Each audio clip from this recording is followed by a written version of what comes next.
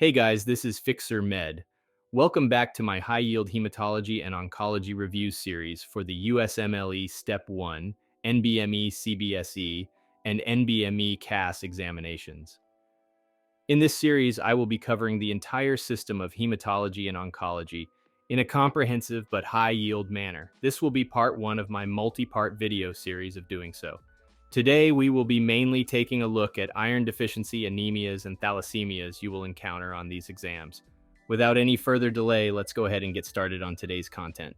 I'd like to open up today by talking about the key differences between iron deficiency anemias and thalassemias. Hemoglobin, HB. Both conditions result in decreased levels of hemoglobin, the protein responsible for carrying oxygen in the blood. However, the root cause differs significantly. Iron deficiency anemia, IDA. Low HB arises from insufficient iron, a critical component of hemoglobin. This deficiency impairs red blood cell production and oxygen carrying capacity. Thalassemia. Low HB stems from genetic mutations affecting the synthesis of globin chains, the protein subunits that make up hemoglobin. This leads to abnormal hemoglobin structure and function. Mean corpuscular volume, MCV. Both IDA and thalassemia are classified as microcytic anemias, meaning the red blood cells are smaller than normal. This similarity can sometimes lead to misdiagnosis. Serum iron and ferritin. These tests measure iron levels in the blood and body's iron stores, respectively. Iron deficiency anemia. Both serum iron and ferritin levels are low due to inadequate iron availability. Thalassemia. Iron levels are typically normal or even high because the problem lies in globin chain production, not iron deficiency. Response to iron supplementation. This is a crucial differentiating factor. Iron deficiency anemia. HB levels and symptoms improve with iron supplementation as it addresses the underlying iron deficiency. Thalassemia shows no improvement with iron as the issue lies in faulty globin chain synthesis, not iron availability. Moving on, let's take a look at some additional laboratory findings and distinctive features. HB electrophoresis. This test separates and quantifies different types of hemoglobin, providing valuable insights. Iron deficiency anemia. HB electrophoresis results are normal as the hemoglobin structure itself is not affected. Thalassemia. Depending on the type of thalassemia, we may observe beta thalassemia, decreased levels of HbA2, a normal adult hemoglobin, and increased levels of HbF, fetal hemoglobin. Alpha thalassemia, one or two mutations, normal HB electrophoresis. More severe forms have unique HB variants. Moving on, red cell distribution width, also known as RDW. This measures the variability in red blood cell size. Iron deficiency anemia typically presents with a high RDW reflecting the heterogeneity in red blood cell sizes due to impaired production. Thalassemia. RDW is usually normal as the red blood cells, while small, are more uniformly sized. However, rare exceptions with high RDW can occur. Blood smear. Microscopic examination of red blood cells reveals characteristic features. Iron deficiency, anemia. Red blood cells appear pale with decreased central pallor, the lighter area in the center, due to reduced hemoglobin content. Thalassemia. The hallmark finding is the presence of target cells, red blood cells with a bullseye appearance due to abnormal hemoglobin distribution. Remember, target cells are highly suggestive of thalassemia and rarely seen in other conditions. While high RDW is common in IDA, it's not exclusive to this condition. Always interpret RDW in conjunction with other laboratory findings and clinical context. Let's take a look at some treatments and clinical considerations. HB electrophoresis. This test separates and quantifies different types of hemoglobin, providing valuable insights. Iron deficiency. Anemia, HB electrophoresis results are normal as the hemoglobin structure itself is not affected. Thalassemia. Depending on the type of thalassemia, we may observe beta thalassemia, decreased levels of HbA2, a normal adult hemoglobin, and increased levels of HbF, fetal hemoglobin. Alpha thalassemia, one or two mutations, normal HB electrophoresis. More severe forms have unique HB variants. Red cell distribution width, RDW. This measures the variability in red blood cell size. Iron deficiency anemia typically presents with a high RDW reflecting the heterogeneity in red blood cell sizes due to impaired production. Thalassemia. RDW is usually normal as the red blood cells, while small, are more uniformly sized. However, rare exceptions with high RDW can occur. Blood smear. Microscopic examination of red blood cells reveals characteristic features. Iron deficiency. Anemia. Red blood cells appear pale with decreased central pallor, the lighter area in the center, due to reduced hemoglobin content. Thalassemia. The hallmark finding is the presence of target cells, red blood cells with a bullseye appearance due to abnormal hemoglobin distribution. Remember, target cells are highly suggestive of thalassemia and rarely seen in other conditions. While high RDW is common in IDA, it's not exclusive to this condition. Always interpret RDW in conjunction with other laboratory findings in clinical context. All right, now that we have covered all of the material, let's go ahead and take a look at some multiple choice questions. A 32-year-old woman presents with fatigue and shortness of breath. Laboratory tests reveal decreased levels of hemoglobin and microcytic red blood cells. Serum iron and ferritin levels are low. Which of the following conditions is most likely causing her anemia?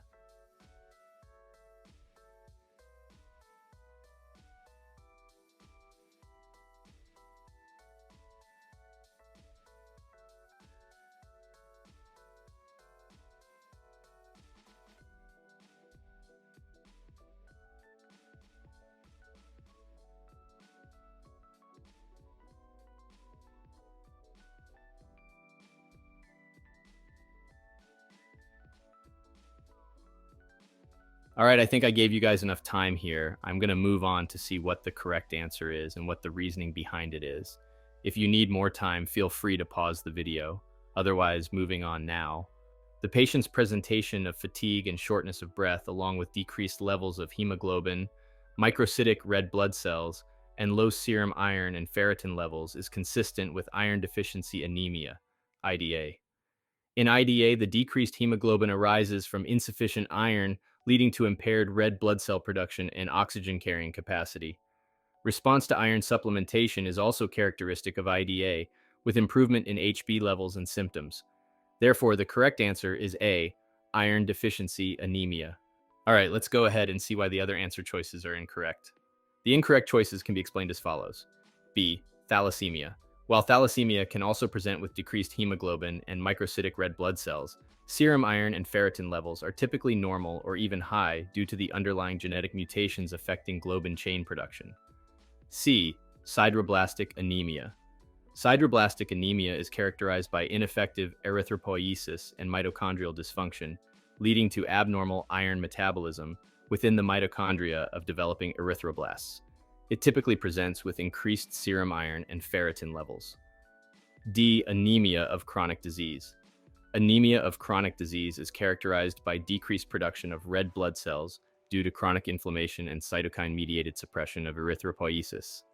Serum iron levels are typically low, but ferritin levels are elevated due to increased iron storage in macrophages. E, vitamin B12 deficiency anemia. Vitamin B12 deficiency anemia typically presents with macrocytic red blood cells and neurological symptoms due to impaired DNA synthesis. Serum iron and ferritin levels are typically normal or elevated. All right, now that we have covered this question, let's move on to look at the next question. A 25-year-old male presents with fatigue and weakness. Laboratory tests reveal microcytic anemia. HB electrophoresis shows decreased levels of HbA2 and increased levels of HbF. Which of the following conditions is most likely causing his anemia?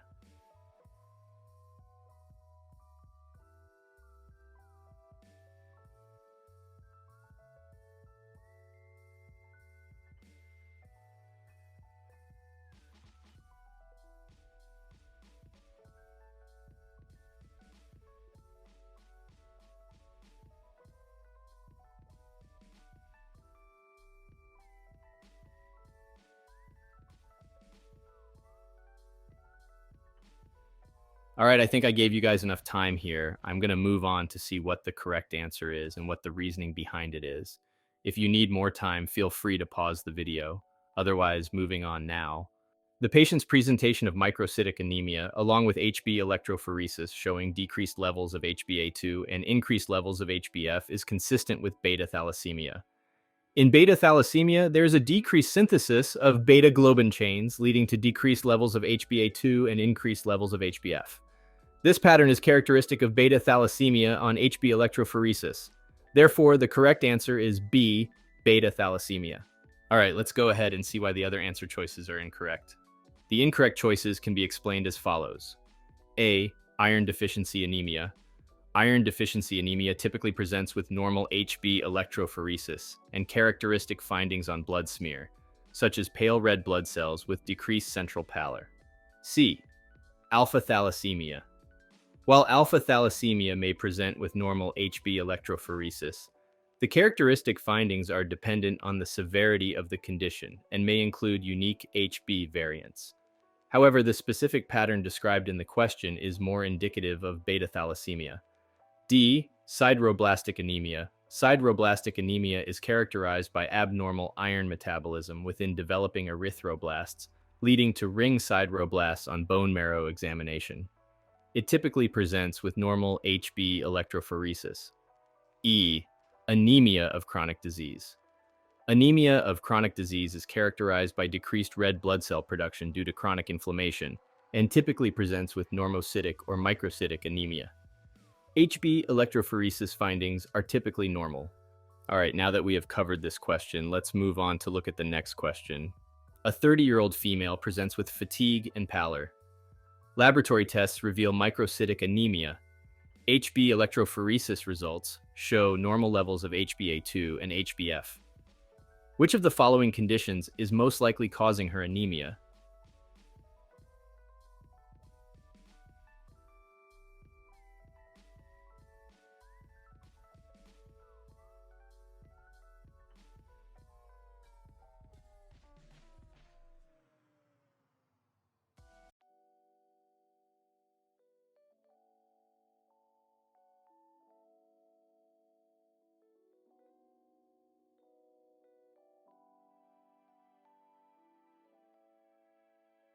All right, I think I gave you guys enough time here. I'm going to move on to see what the correct answer is and what the reasoning behind it is. If you need more time, feel free to pause the video. Otherwise, moving on now. The patient's presentation of microcytic anemia with normal levels of HbA2 and HbF on HB electrophoresis is consistent with iron deficiency anemia, IDA. In IDA, HB electrophoresis results are typically normal as the hemoglobin structure itself is not affected. Additionally, the characteristic findings on blood smear, such as pale red blood cells with decreased central pallor, support the diagnosis of IDA. Therefore, the correct answer is A, iron deficiency anemia. All right, let's go ahead and see why the other answer choices are incorrect. The incorrect choices can be explained as follows. B, beta thalassemia. Beta thalassemia typically presents with decreased levels of HbA2 and increased levels of HbF on HB electrophoresis. The absence of this pattern in the patient's results makes beta thalassemia less likely. C, alpha thalassemia. While alpha thalassemia may present with normal HB electrophoresis, the absence of characteristic findings such as decreased HbA2 and increased HbF levels makes alpha thalassemia less likely in this case. D, sideroblastic anemia. Sideroblastic anemia is characterized by abnormal iron metabolism within developing erythroblasts, leading to ring sideroblasts on bone marrow examination. HB electrophoresis results are typically normal in sideroblastic anemia. E, anemia of chronic disease. Anemia of chronic disease is characterized by decreased red blood cell production due to chronic inflammation and typically presents with normocytic or microcytic anemia. HB electrophoresis findings are typically normal. All right, guys, that is all I have for the video today. As always, be sure to leave a like and subscribe to the channel for more videos like this if they are beneficial to you. If you have any questions, comments, or concerns, please feel free to type them up in the comment section below. Anyways, guys, this is FixerMed signing off. Be sure to have a great day, everyone. Good luck studying as always, and goodbye.